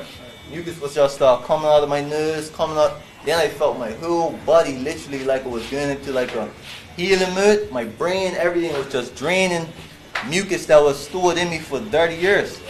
Water is a form of grounding as well, so you know that will naturally ground your body out and get your body back in balance as well, you know. So, but it's definitely doing a lot. But it's not just the water; it's also the mind. Whatever you tell yourself is what's happening. If you believe in something and if you truly believe it with all your being, with everything in you, that shit will start happening. As a man thinking, so look, I'm many times in jail, you know, I say believe. Yeah. Not to anything, to the smallest things, just believe. You don't know how hard you're going to do it, either. Just believe. Yeah, and just Jamie put out there, and they just blindly just believe in it. Because action. Yeah, guys get mad at me, you know. Guys be like, man, I heard that. Believe, crack man, believe it. Yo, you go to a Southside basketball right now, and every South I'm in, I put believe in her. So some country that I'm leaving my South, my last name when Bob might do it, says believe. So whatever I think or what I need is subconscious into my head, it's just believe. Their belief system is so strong. You guys experience it every day. We guys sit there and talk. And and it just attracts. It's like a magnet. Once you believe it and set that in your mind, it's like magnetism happens and it just pulls to you. Everything that I think I've heard, that there is a very small book, right? They sell it in the bookstores. As a man thinketh, so is he. That book is so powerful. Everything so as you are. Like everything that I'm doing, I had a little cat come to me in jail tell me like, dude, just calm yourself down. They used to say, I'm getting out. I had a life sentence. I used to tell him, getting out. Like, I'm seeing the last one of this girl. I'm going out for being out of jail my whole life. Never seen someone shake a life sentence, but just tell him like, I'm gonna get out. I don't see myself staying there. I just don't see myself staying there. I'm hurt. If you guys look at any of these successful people in the world, right? All these top successful people that talk about money, they never speak on money, you know. They all speak about belief system. If you change your belief, if you change the way you look at the world, it will change whatever's attracted to you. And I realized, like, a couple years into my diet, right? I said, yo, the diet's playing a part, but my mind's doing most of it. I felt that. Like, I just got an intuition, like, yo, my mind's doing most of this healing. Diet right, your mind was allowed to do what it needed to do, so you can now manifest the healing and everything that you're in now. Exactly. Yes. So, honestly, you was talking about purpose earlier. My purpose is literally, I want to go around the world and speak to people and let them know that we have infinite potential as human beings, bro, because I've witnessed it. I've seen it on my own. Like, I've gone from not believing in myself, not being able to speak up, to literally a whole shifting. But just feel like, bro, my whole honestly, like, your aura, your skin, blood is different. It's different. You genuinely believe who you are. Like, nobody can upset you. It was like, like, basically, I am who I am. My beliefs are so clear, so aware, so awake. So it's just nothing to read, nothing all finished. Your boy just said rock bottom. Rock bottom, when you hit rock bottom, it's nowhere else to go but up. That's what I'm saying. So you gotta hit that bottom. When you hit rock bottom and you come up, it's nothing else that could take you down unless they put a bullet in your head. Unless they put a bullet in your head. After that, you know what I mean? You're solid. I'm gonna rock bottom to a point where I didn't see no sanity out of it. I was like, yo, I'm fucking dying. Like, when you have that thing, I'm like, yo, I'm getting, I was pacing up and down. I'm like, yo, I'm getting mowed, like, type shit. I had to pull. I said, I listened to all these motivational speakers, and I said to myself, I'm going to take an inch every day. And an inch in a year is a mile. And an inch in 2 years is a couple miles. And then you look back, you're like, fuck, I came back from that place. But you just step every day. It's like how you get up, how you climb Mount Everest. You just take a step every day. You don't know how you're going to get there, but then you look back, you're like, journey of 1,000 steps. Start the journey of 1,000 miles. Start to one step. Bro, belief is everything, bro. And sir, we gotta instill that into the youth because, like you said, we've been getting taught everything backwards. But they want to keep us there. They want to keep us in classes. They want us to think we can only do certain things. Bro, you could do anything, man. And rather than ourselves, exactly. We believe in all these things outside of ourselves instead of things going on inside of ourselves. When you sat in that moment where you was talking about, you was in your rock bottom and then you was only one way up. When you was in your rock bottom, you was tapping into your God body. You had to rise again. You know what I mean? I'm at the point where I see that we're literally all God. We're all God. And what the universe expressing itself as a human being. Exactly. So you have infinite potential in you. Whatever you want to do, it's just you got to start stepping in that direction fully powered and start building. For example, for me, like you said, it all starts in the mind first. Me, my food truck, my business, all that I have now. I remember when I asked on Dr. Saber's village back in 2017, I sketched that food truck. I drew it out just like it is now. The design, I drew that. I saw it first. Bro, I drew that thing. I still have the sketch to today. And it's her now. 2 years before I opened it up, I was meditating on getting a Front Street spot. I'm on Front Street. Everything that you put in your mind, it could project to your reality, bro. Look, And that comes what he talked about, belief. Believing in yourself and having that. Let me tell you something. Everything we're looking around at was once just an idea. This mic was an idea. Nobody, how you come up with this? Right. That mirror was an idea. These barber machines were all ideas. Whatever you think in your mind, if you could see it first, you can bring it into existence. Because you wouldn't be able to see it if you couldn't bring it into life. Yeah. Anything that's shown to you in your head can be brought to life, but people don't believe that. So man, what got the youths out there today? You know, we're now listening to all the trap music and all this, and we're watching these music videos. What are we putting in the subconscious mind? What are we putting in the belief system? Daughter playing Call of Duty, all that there. Look at all these little shoes. We're wondering why they're ignorant. You wonder why they're ignorant. This is what we're plugging in the subconscious mind, and this is what they're projecting in the reality. You guys are segueing right to where I want to go. Your next topic. That's right. This is exactly what's going on. My heart and what I want from my island is back to how we used to be. Right? Where we can travel throughout this island in unity and love. One gang alliance. You know what I mean? I mean, all this gang activity, all this bloodshed has to stop. That's my heart's desire, you guys. You know what I mean? Let's talk about that. How do we get back to that?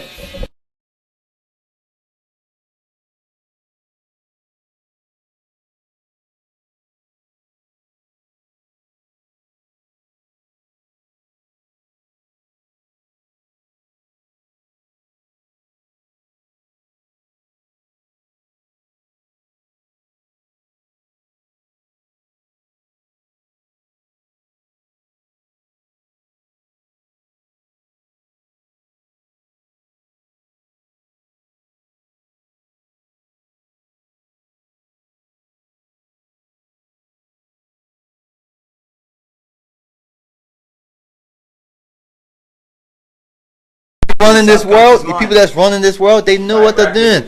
They know what they're pushing out. They know how to keep the girls promiscuous. They know how to keep the guys into gun violence. They're just pushing. When Bob Marley was out and the whole world was on some, don't worry about. They say, yo, Bob, you gotta go, Bob. You gotta go, because music and all that, the culture, what we look at, that transforms the whole mindset of a generation. These young kids, if you look at them, right, they walk around listening to what? Who Shiesty and all these kids all day. So how can they? Like I said, and then you're adding all these gun games like Call of Duty and all that Modern Warfare. All that, what's the other game called where y'all like?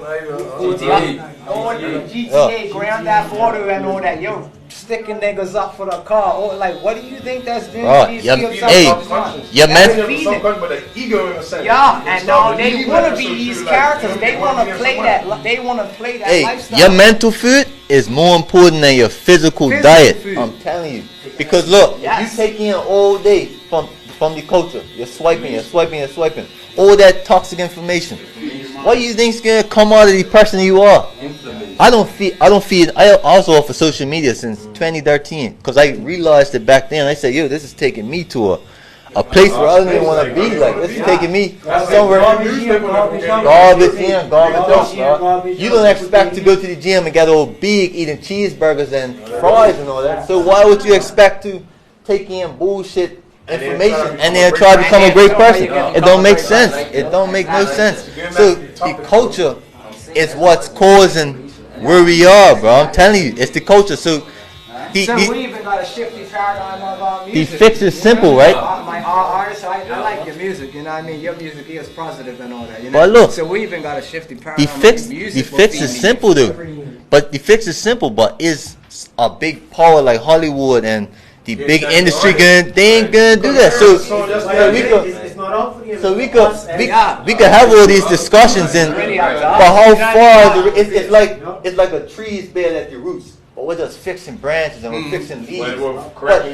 But you feel me? The band-aid on the they got the roots.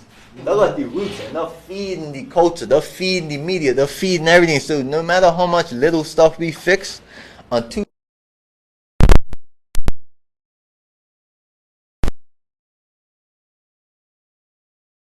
around his friends, when he goes around his back, bro, that little influence you had ain't doing much. That's good. Can I You just feel me? elaborate on before you Yeah, bro. You want basically everybody's point? No, the point is, right, and the problem is, right, is that the reason why people like me are disliked by the people in positions of power and authority is because I know that they not only created the problem, they perpetuate the problem, and they are the problem. So we got to get rid of that. How do you get rid of that? You got to get rid of the Westminster system. When I start talking like that, they don't want to hear that. Okay? Because the Westminster system is why we are the product of what we are right now. Why we who we are right now. Let me tell you, You got to get rid of that system. even this conversation right now is dangerous because you gotta realize, like, anytime black people had unity ever, they'll shut it down, bro. You look at the Black Panthers, you look at they'll shut it down. So, bro, this is a dangerous conversation. You know why? Because the topic is just really anything. That's the culture, period. Culture. See, a lot of people don't realize Bermuda had this. You had the What, the mic, my boy?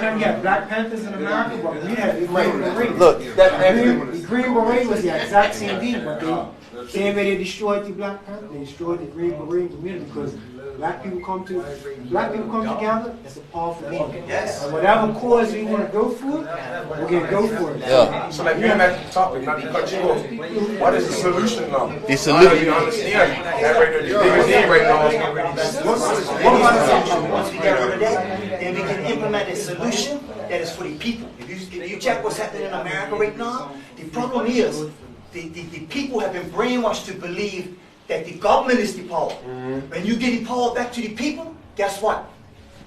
The people now start making the decisions of how we are governed and how we live and what we become as a product. Okay? So that's where it is right now. That's the whole world is in that position right now, waiting on America to announce to the world that we're past that now. We got rid of that nonsense. See? Because if most people don't even check this area, and I'm not going to go into all of this Trump stuff, but let me tell you something. On his inauguration, this is what he said. We are going into, we're giving the power back to the people. It went over everybody's head, the whole world. It went over everybody's head. Because people are so caught up depending on the government to think for them. What you're going to do, how you're going to do it, when you're going to do it. All the W's. Listen, we don't need them. They need us. Exactly. They need us. They can't function. They can't even survive without us. Okay? We are the government. What is power? But we give our power to them. Tell you, the question you just asked is the most important question in this whole conversation, because without it, this conversation is pointless. What is the? He said, what is the solution? Because we was just talking about the culture, we was just talking about Hollywood controls it and the media. He said, what's the solution?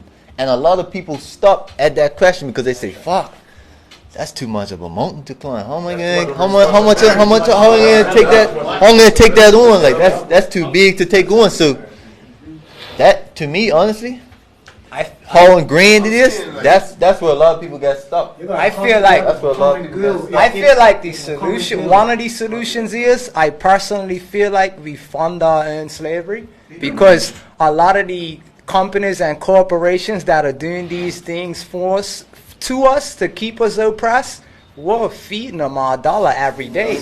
I'm gonna tell you now, I don't even care, this could go live. I don't shop at Gibbons Company. I don't shop on Reed Street. I don't go to Little Theater. My grandpa told me back in the day at Little Theater, black people weren't even allowed in there. I don't give them my money. We got to keep the dollar circulating in our community and in our businesses and our, like, that's what, you know, you feel me? Let's be, like, open-minded, because, like, let's try not to categorize individuals. I'm not categorizing. You know, some of them are cool. Got to where we are because obviously some of them chose to do always right. You feel me? So like, in reality, all this gang stuff, all this stuff boils down to is a spiritual war, man. This is the reality of life. Every second of every day is spiritual. Spiritual? Biological? No, spiritual. Like, just all spiritual. But I'm saying, I'm fighting biology too, but at the same time, you see how Bill Gates just bought up all the farms in America? Every single farm. I'm talking about beyond this lifetime, bro. You understand what I'm saying? It's deeper than that. But I'm saying, it's level two. Like, let me show you, right? Because I believe all of us believe in the devil, believe in God. You understand? So it's like, in reality, every second of the day, the devil is working, bro. You feel me? So his purpose is to rail as many people as possible from getting on that straight path. You understand that, bro? So it's like how can it to put it where I'm trying to like my point is like if people don't take the step to get closer with the creator, bro. This is a repeat. This was meant to happen in life. That was just working overtime when it was the loss. God gave us all the free. What he gave us all the freedom of choice, bro. We could believe what we want to believe. We could create what we want to create. We could do all these things, you know. He just sparked the idea in my head because it starts with yourself. Like, okay, we're saying how we change it, but everybody's got to do their own part to internally change themselves. Yeah. And look, this another thing. You may be able to get through to people that I can, and vice versa. You feel me? So that's why it's important for this type of stuff. That's what I was just saying. Part of these solutions conversation. Like, even just getting around people you don't get around. Oh, and that's John in jail. Like, we had never had certain conversations and been cool if we had not got around. And let's really take it during on too, like, cause it's weird, like, God's supposed to be so and so and so, like, it's supposed to be like some type of war going on. You understand? It's on a revolving door, though. You understand? Like, every action has a reaction. Is it really that easy, though? No, it's not gonna be easy. It's never gonna be easy. Look, growth ain't easy. If it's not easy, it ain't worth it. And if it's worth it, it will be easy. I just get it comes back to like what you're saying as far as a spiritual purpose or like knowing yourself. Once you understand yourself and you know the real worth of life and these are the intent beings of the higher beings and higher powers right there, I feel like you have a different understanding that right there is a part of life in a sense right there to accept and learn from that in a sense right there. Because I just feel like all the reaction is just all like egotistic thing. Yeah, that's what it boils down to. Right there, it's just an egotistic thing right there. Just to show like not my fast can full victory. Ego and real life too, because I actually curse for this guy. Jamie. So because I curve so much, I'm gonna show you how that I'm gonna maybe stand behind my person. But I show you how differently in a sense. Like, the answer to your question is the hardest thing for any human being to do, and it's forgiveness. That may sound cliche. That may sound cliche, but you don't forgive for them. You know, you forgive for yourself. Because look, if you don't, your Lord's going to hold that shit, and that's gonna eat you for the rest of your life. That forgiveness is gonna free you. It's gonna set you free, and that's what every person has to do. You gotta get to a place where you can really like look at that guy that fucking might have done something back in the day, and I'm seeing you do it. You're my boy. I'm seeing you forgive niggas. So just like it's that. That's what it really is. Can I answer your question? And everybody just said it. It's all about ego. It's ego. Because it's never going to be easy to forgive anybody. My mother's one of the victims. Kill my brother because I'm done something or I'm reacting to something. It's not my ego. You feel me? It keeps you from forgiving. Ego controls you, man. Listen, let me tell you why I say that. My mother's one of the victims of this COVID stuff, right? My mom's one of the victims of this COVID stuff. Okay, and they want me to believe that she died from COVID, and all the while, right, it was what they injected into her that gave her the massive heart attack that killed her, which I know what it is. It's remdesivir. Okay, right. So I'm saying all to say this here. My ego tells me, I'm gonna get revenge against all of them. That's my ego telling me that. And emotions. You might have ego to be confused. I might have a control. But listen to me. I've been on this journey. I told these guys earlier. I've been on this journey for so long, right? That I know that if I go to the God within me, guess what the God within me says? So, quick question about ego, because God killed without ego. You don't think so? When he killed the people that was Sodom and Gomorrah. Yeah, he didn't have ego, you know, he just did. So when I'm talking about like that's what I'm saying. Is spiritual level, see that? You could go on a spiritual level so high to that right there. That's don't mean nothing to you. I'm agreeing with that. Don't mean nothing to you. Whereas you could just kill without even feeling it. Yeah, I know what you're saying, and I feel you on that deal. Because listen, like I said, I have lived this here basically my whole life.